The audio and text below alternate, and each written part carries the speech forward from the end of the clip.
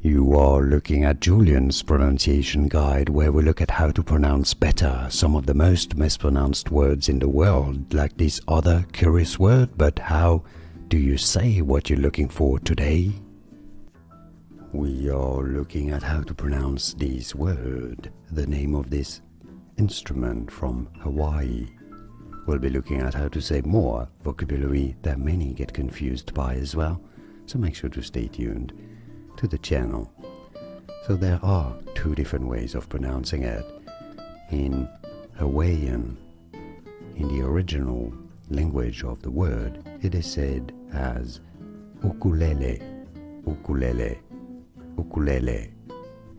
Now in English it is generally accepted that it is pronounced as ukulele, ukulele, easy, ukulele or ukulele. And now you know. More videos for you here to learn more correct pronunciations of words that many mispronounce.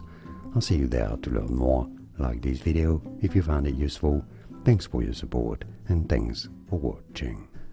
Here are more videos on how to pronounce more confusing words and names too many mispronounced. Like this video if you found it useful. I appreciate your support. I'll see you soon and thanks for watching.